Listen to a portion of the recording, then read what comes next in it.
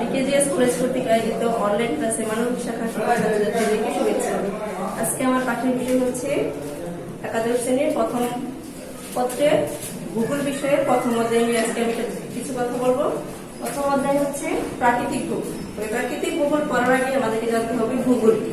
ভূগোল কি, ভূগোল সম্পর্কে পড়ার পরে তারপরে ভূগোল থেকে আমরা প্রাকৃতিক ভূগোলে আসবো। তো ভূগোল শব্দটি জানার আগে ভূগোল জানতে হলে আমাদের পৃথিবী সম্পর্কে জানতে হবে, কারণ ভূগোল শব্দটি এসেছে ইংরেজি প্রতিশব্দ জিওগ্রাফি থেকে। আর জিওগ্রাফি দুইটা শব্দের সমন্বয়ে জিও আর গ্রাফি। জিও শব্দের অর্থ পৃথিবী, ভূমি, আর গ্রাফি শব্দের অর্থ হলো বিবরণ। সুতরাং শব্দগত অর্থ বলা যায় জিওগ্রাফি বলতে পৃথিবীর বর্ণনা বা বিবরণ। তাহলে আমরা জিওগ্রাফি সম্পর্কে একজন বিখ্যাত ভূগোলবিদ ডার্টি স্ট্যাম্পের কথাই বলতে পারি। উনি বলেছেন পৃথিবী ও তার অধিবাসীদের বর্ণনাই হলো কি ভূগোল। তাহলে অর্থাৎ পৃথিবী ও তার অধিবাসীদের সম্পর্কে সার্বিকভাবে যে আলোচনা, সে আলোচনা করে ভূগোল। আর ভূগোলের প্রধান দুটি শাখা, একটি হচ্ছে প্রাকৃতিক ভূগোল, আরেকটি হচ্ছে মানব ভূগোল। তাহলে আমাদের প্রথম পত্রের প্রথম অধ্যায়ের নামই হচ্ছে প্রাকৃতিক ভূগোল। ভূগোলের ধারায় আমরা ভূগোলের প্রথম অংশটা যেটা হচ্ছে প্রাকৃতিক ভূগোল, সেই বিষয় নিয়ে আজকে আলোচনা করব। তাহলে আমরা ছাত্র বন্ধুরা জানলাম যে ভূগোল কি। ভূগোল হলো জিওগ্রাফি শব্দের বাংলা প্রতিশব্দ হচ্ছে ভূগোল, যিনি গ্রিক ভূগোলবিদ ইরাটোস্থেনিস সর্বপ্রথম এই শব্দটি ব্যবহার করেছেন জিওগ্রাফি, তাই ওনাকে বলা হচ্ছে ভূগোলের জনক। তারপর আসছে আমরা কি প্রাকৃতিক ভূগোল। প্রাকৃতিক ভূগোল থেকে ভূগোলের যুগে যুগে মানুষের বিভিন্ন চাহিদার সঙ্গে তাল মিলিয়ে ভূগোলের যুগে যুগে ভূগোলের উন্নতি হয়েছে। ভূগোল নিয়ে ব্যাপকভাবে পর্যালোচনা হয়েছে। প্রাকৃতিক বলতে প্রকৃতির বিভিন্ন বিষয়গুলো নিয়ে ভূগোলের যে শাখায় আলোচনা করা হয়, সহজভাবে সেটাকে আমরা কি করবো, প্রাকৃতিক ভূগোল। আরো বিভিন্ন ভূগোলবিদগণ ভূগোলের উন্নতির ক্ষেত্রে ভূগোলের নিয়ে কাজ করেছেন। সেই সূত্রে কার্ল রিটার, ইরাটোস্থেনিস ওনাদের নাম, আলেকজান্ডার ভন হাম্বল্ট ওনাদের নাম আমরা স্মরণ করতে পারি। তবে আধুনিক প্রাকৃতিক ভূগোলের রূপকার হিসেবে আমরা বলতে পারি কার নাম, আলেকজান্ডার ভন হাম্বল্ট। ওনাকে বলা হয় আধুনিক প্রাকৃতিক ভূগোলের রূপকার, অর্থাৎ আধুনিক প্রাকৃতিক ভূগোলের রূপকার হিসেবে আমরা আলেকজান্ডার ভন হাম্বল্টকে পেয়েছি। শিক্ষার্থী বন্ধুরা আমাদের মনে রাখতে হবে ভূগোলের জনক হিসেবে আমরা কাকে বলবো, ইরাটোস্থেনিস। আর ভূগোল থেকে আলাদাভাবে আধুনিকভাবে প্রাকৃতিক ভূগোল সম্পর্কে বিস্তারিত আলোচনা করেছেন যিনি, তাকে আমরা প্রাকৃতিক ভূগোলের রূপকার হিসেবে চিনব আলেকজান্ডার ভন হাম্বল্টকে। অর্থাৎ ওনার ছাড়াও আরো কয়েকজন আলাদা করে আমরা প্রাকৃতিক ভূগোলের অর্থাৎ সাধারণভাবে বলতে গেলে প্রকৃতি এবং প্রকৃতির বিভিন্ন বিষয়াবলী নিয়ে, অর্থাৎ পাহাড় পর্বত, পৃথিবীর জন্ম, পৃথিবীর উৎপত্তি, বায়ুমণ্ডল, সাগর, নদী নালা, এসব নিয়ে ভূগোলের যে শাখায়, ভূগোলের যে শাস্ত্রে আলোচনা করা হয় সেটা কি বলা হয়, প্রাকৃতিক ভূগোল। সেক্ষেত্রে আমরা একজন ভূগোলবিদ আর্থার হোমসের কথা উল্লেখ করতে পারি। উনি বলেছেন প্রাকৃতিক পরিবেশ নিয়ে আলোচনা হলো প্রাকৃতিক ভূগোল, অর্থাৎ যেখানে পাহাড় পর্বত, নদী নালা, সাগর মহাসাগর ও বায়ুমণ্ডল বিবেচনা করা হয়। তাহলে ওনার মতে আমরা সংজ্ঞা দিয়ে প্রাকৃতিক ভূগোলকে আলোচনা করতে পারি যে যেখানে প্রকৃতির বিভিন্ন বিষয় কি কি এসেছে, পাহাড় পর্বত, সাগর মহাসাগর, বায়ুমণ্ডল, অর্থাৎ পৃথিবীর প্রকৃতিগত সমস্ত বিষয়গুলো ভূগোলের যে শাখায় আলোচনা করা হয় সেটাকে বলবো আমরা কি, প্রাকৃতিক ভূগোল। তাহলে অর্থাৎ শিক্ষার্থীরা আমরা এতক্ষণ যে আলোচনা করেছি সেটা কি, ভূগোল কি। ভূগোল থেকে মূল দুটি শাখা, একটা হলো প্রাকৃতিক ভূগোল, ভূগোলের দুটি শাখা, এক হলো কি প্রাকৃতিক ভূগোল, দুই হলো কি মানব ভূগোল। যেটা আমাদের প্রাকৃতিক ভূগোল হলো আমাদের প্রথম অধ্যায়ে পঠিত অর্থাৎ আলোচিত বিষয়। তাহলে এখন আমরা পড়বো হচ্ছে যে প্রাকৃতিক ভূগোলের প্রকৃতিটা কি। প্রকৃতি বলতে আমরা সাধারণত একটা মানুষের প্রকৃতি বলতে কি বুঝি, মানুষের আচার আচরণ, তার স্বভাবগত বৈশিষ্ট্য, এগুলিকে আমরা একজনের প্রকৃতি বলতে পারি। আর সেই সঙ্গে প্রাকৃতিক ভূগোলের প্রকৃতি বলতে আমরা বুঝবো প্রকৃতিগত যে বিভিন্ন বিষয়গুলি নিয়ে আলোচনা করে প্রাকৃতিক ভূগোল, সেগুলি হচ্ছে তার প্রকৃতি। যেমন প্রাকৃতিক বিজ্ঞান। প্রাকৃতিক ভূগোলকে প্রাকৃতিক বিজ্ঞান বলা হয় কারণ প্রাকৃতিক ভূগোল পরিবেশের যত সব উপাদান যেমন বায়ুমণ্ডল, সাগর, নদী নালা, পাহাড় পর্বত এগুলি নিয়ে পুঙ্খানুপুঙ্খভাবে যুক্তিসঙ্গত তথ্য প্রদান করে। সেজন্য এটাকে প্রাকৃতিক ভূগোলকে আমরা বলতে পারি কি একটা প্রাকৃতিক বিজ্ঞান। পৃথিবীর উৎপত্তি ও বিবর্তন সম্পর্কে।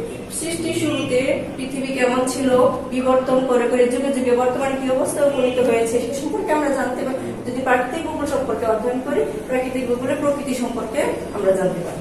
তারপরে মহাকাশ ও জ্যোতিষ্ক, সৌরজগতের বিভিন্ন গ্রহ, উপগ্রহ, গ্রহাণুপুঞ্জ, মহাকাশের জ্যোতিষ্ক, এসবের সমন্বয়ে এর থেকে আমাদের একটা আদর্শ গ্রহ যেটা কি পৃথিবী। পৃথিবীতে মানুষের আবাসস্থল, মানুষের আবাস ভূমি হিসেবেই তো ভূগোলের বর্ণনা বা বিবরণ। সেই হিসাবে আমরা মহাকাশ, জ্যোতিষ্ক এসব নিয়েও আমরা প্রাকৃতিক ভূগোলের প্রকৃতির আলোচনায় আসি। তারপরে কি পৃথিবীর আকার, আয়তন, যে কোনো আমরা পৃথিবীর আকার, আয়তন, অবস্থান এই সম্পর্কে যদি অধ্যয়ন করতে পারি তাহলে কি প্রাকৃতিক ভূগোলের প্রকৃতি সম্পর্কে আমরা জানতে পারি।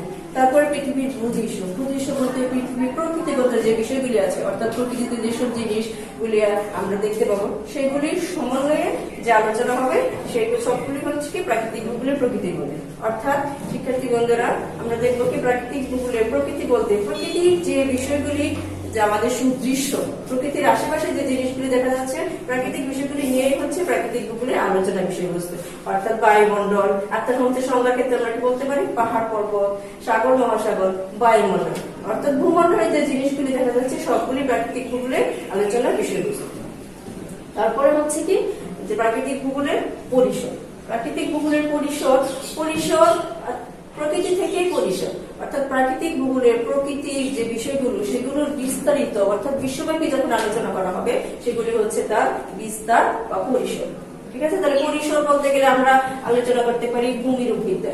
ভূমিরূপ বিদ্যার মধ্যে আমাদের প্রাকৃতিক ভূগোলের ভূভাগের যে বিষয়গুলো, ভূভাগের মধ্যে আমাদের কোথাও উঁচু, কোথাও নিচু, কোথাও বন্দর, পাহাড়, পর্বত, মালভূমি আছে, এই সকলগুলি সমন্বয়ে ভূগোলের যে আলোচনা করা হবে প্রাকৃতিক ভূগোলের যেটা সেটা হলো কি ভূমিরূপ বিদ্যা। আর তারপর হচ্ছে কি জলবায়ু বিদ্যা।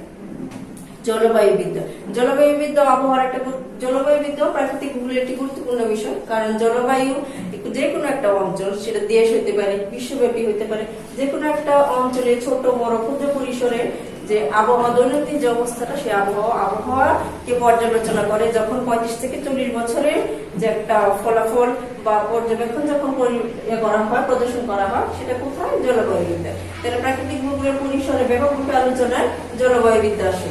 তারপরে হচ্ছে সমুদ্রবিদ্যা।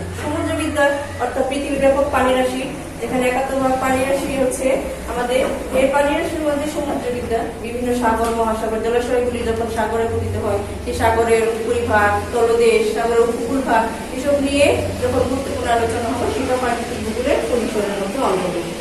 তারপর হচ্ছে কি জীবমণ্ডল, প্রাকৃতিক ভূগোলের একটি গুরুত্বপূর্ণ বিষয় জীব, অর্থাৎ এখানে উদ্ভিদ ও প্রাণীর সমন্বয়ে হচ্ছে আমাদের কি জীবমণ্ডল। উদ্ভিদ ও প্রাণীর সমন্বয়ে পরিবেশের মধ্যে যে সার্বিক অবস্থা, বায়ুমণ্ডল, বাড়িমণ্ডল এবং কি অশ্বমণ্ডল, এই তিন অবস্থার প্রেক্ষিতে আমাদের সার্বিকভাবে একত্রে জীবমণ্ডলের আলোচনা, অর্থাৎ জীবমণ্ডলের যে অবস্থা, তার বর্তমান অবস্থা বা অবক্ষয়, তার ফলাফল, প্রভাব সবকিছু আলোচনা কি সার্বিক আলোচনা হচ্ছে জীবমণ্ডলে। তাহলে প্রাকৃতিক ভূগোলের মূল আলোচনার যে প্রাথমিক বিষয়বস্তু হিসেবে আমরা প্রকৃতি ও পরিসর দেখলাম। এতক্ষণ শিক্ষার্থী বন্ধুরা আমরা প্রাকৃতিক ভূগোল আলোচনার প্রথম অধ্যায়ে প্রথম একটা টপিক নিয়ে আমি তোমাদের সামনে হাজির হয়েছি, যেটা হলো কি ভূগোল কি, ভূগোলের থেকে প্রাকৃতিক ভূগোলের সংজ্ঞা। আমাদের যেহেতু এমসিকিউ আছে, তোমাদের এখানে জ্ঞানমূলক আছে, এই অধ্যায়টার প্রথম অংশটা খুব ভালোভাবে বুঝতে করতে হবে, কারণ জিওগ্রাফির ইংরেজি বাংলা প্রতিশব্দ হচ্ছে ভূগোল, তাহলে ভূগোলের ইংরেজি প্রতিশব্দ কি জিওগ্রাফি, বানানটা আমাদের ভালোভাবে শিখতে হবে। এবং জিওগ্রাফি কয়টা শব্দের সমন্বয়ে, দুইটা শব্দের সমন্বয়ে, জিও আর গ্রাফি, দুইটারই শব্দগত দিক থেকে ভালোভাবে পড়বো। গ্রাফি, জিও অর্থ ভূমি বা পৃথিবী, গ্রাফি অর্থ বর্ণনা। আর গুরুত্বপূর্ণ একটা ইম্পর্টেন্ট এমসিকিউ, যেটা আমরা কি জনক হিসেবে, ভূগোলের জনক হিসেবে আমরা যার নাম একদম মুখস্থ রাখতে হবে, সেটা কি ইরাটোস্থেনিসের কথা। তারপর প্রাকৃতিক ভূগোল, আধুনিক প্রাকৃতিক ভূগোলের অগ্রবক্তাকে আলেকজান্ডার ভন হামবুর্গ, ওনার কথা ভালোভাবে মনে রাখতে হবে। তারপরে ভূগোলের প্রধান শাখা কয়টা, সেগুলি থেকে প্রথম অংশটা সেটা কি প্রাকৃতিক ভূগোল। তারপরে যে কোনো একজন ভূগোলবিদের আদর্শ, তারপর ডাইরেক্ট স্টেপের সংজ্ঞা আমি তোমাদের দিয়েছি, কারণ এটা এমসিকিউ এর জন্য গুরুত্বপূর্ণ, প্রায়ই আসে। পৃথিবী ও তার অধিবাসীদের বর্ণনায় ভূগোল, এইটা একটা এমসিকিউ কোটেশন দিয়ে আসে উদ্দীপকে, এই এমসিকিউটা কার, অর্থাৎ নাম সহকারে আমরা ভালোভাবে এমসিকিউটা এই স্লাইডে শিখবো। ডার্বিস স্ট্যাম্প অর্থাৎ তার সংজ্ঞাটা, পৃথিবী ও তার অধিবাসীর বর্ণনায় হলো ভূগোল। তারপরে যে কোনো একজন ভূগোলবিদ প্রাকৃতিক ভূগোলের সংজ্ঞার ক্ষেত্রে প্রকৃতি যে কোনো বিষয়বস্তু নিয়ে আলোচনায় হলো ভূগোল। তার প্রাকৃতিক ভূগোল, তাহলে প্রকৃতি আমরা একজন যে কোনো একজন প্রসিদ্ধ ভূগোলবিদের নাম, যে কোনো আমি আর্থার হোমসের নাম দিয়েছি, তোমাদের পঠিত পাঠ্য বইয়ে আলো কয়েকজন ভূগোলবিদের নাম আছে, তোমরা সেগুলো একটু আয়ত্ত করবে। পাশাপাশি সাগর মহাসাগর সম্পর্কে জানবে এবং সবশেষে প্রাকৃতিক ভূগোলের প্রকৃতি ও পরিসর। প্রকৃতি ও পরিসর জানার জন্য যেহেতু আমাদের সৃজনশীল অধ্যায়, আমাদের অ্যাকচুয়ালি কোন প্রশ্নের প্রকৃতি কি এভাবে আমাদের আসবে না, পরিসর কি এভাবে আমাদের আসবে না, আমাদের ভিতর থেকে টপিকস গুলো আয়ত্ত করতে হবে। যেমন প্রকৃতি সম্পর্কে ডিটেলস, প্রকৃতি প্রাকৃতিক ভূগোল একটা প্রাকৃতিক বিজ্ঞান, পৃথিবীর উৎপত্তি সম্পর্কে জানা যাবে, বিবর্তন সম্পর্কে, মহাকাশ, জ্যোতিষ্ক, পৃথিবীর আকার, আয়তন এবং পৃথিবীর বিভিন্ন ভূদৃশ্য এগুলি সম্পর্কে জানা থাকলে তখন উদ্দীপক আকারে যদি যে কোনো একটা কোশ্চেন আসলে আমরা সেখান থেকে কি যে এটা প্রাকৃতিক ভূগোলের আলোচনার বিষয়। যেমন আলোচনায় আছে তারপরে পরিসর, জলবায়ু বিদ্যা, ভূমিরূপবিদ্যা, সমুদ্রবিদ্যা, জীবমণ্ডল, এগুলো হলো আমাদের মূল আজকে আলোচনার বিষয়। যদি এখান থেকে বন্ধুরা, শিক্ষার্থী বন্ধুরা, যে উদ্দীপক আকারে প্রশ্ন আসে যে বলতে পারে যে তোমাদের পরিষদে কোনো একটা কি হলো যে পরিবেশ নিয়ে একটা সেমিনার হলো, সেখানে আমাদের নদী নালা এরকম নিয়ে যদি নদীর অবক্ষয় বা নদী ভরাট এসব নিয়ে আলোচনা হয়, যে উদ্দীপক তখন সেখানে উদ্দীপকে যে নদী ভরাট সংক্রান্ত যে আলোচনা হলো পরিবেশ অবক্ষয় ভূগোলের কোন শাখায় আলোচিত হয়েছে, তা আগে আমার বুঝতে হবে নদী নালা পাহাড় পর্বত সাগর মহাসাগর এগুলো হচ্ছে কি প্রাকৃতিক ভূগোলের আলোচনার বিষয়। তাহলে উদ্দীপকে যে সংক্রান্ত আলোচিত হয়েছে সেটা হচ্ছে প্রাকৃতিক ভূগোলের আলোচনা, প্রাকৃতিক ভূগোলের আলোচনার বিষয়বস্তু। তখন সেখান থেকে উদ্দীপকের যে প্রাকৃতিক ভূগোল, তখন সেখান থেকে আমার সৃজনশীল প্রশ্ন আসতে পারে প্রয়োগ উচ্চতর দক্ষতা, যে তার প্রকৃতি কি, পরিসর কি, উদ্দীপকে সেটা বুঝিয়ে লাগবো। তখন আমার বলতে হবে যে উদ্দীপকে যে আলোচিত বিষয়টা হচ্ছে প্রাকৃতিক ভূগোল আলোচনার বিষয়, তখন তার প্রকৃতি ও পরিসর গুলি আমার মুখস্থ থাকলে আমি জানতে পারবো, লিখতে পারবো। তবে আমার প্রশ্নের ধারাটা বুঝতে হবে, কোথা থেকে কিভাবে প্রশ্নটা আসবে, সেই জন্য বিশেষ করে ভালোভাবে ডিটেলস বই পড়তে হবে এবং যে কথাগুলো আজকে আমি আলোচনা করলাম সেগুলো খুবই এমসিকিউর জন্য, জ্ঞানমূলক অনুধাবনের জন্য গুরুত্বপূর্ণ এবং প্রয়োগ উচ্চতর দক্ষতার জন্য প্রকৃতি পরিসরটা ভালোভাবে ডিটেলসে পড়বে।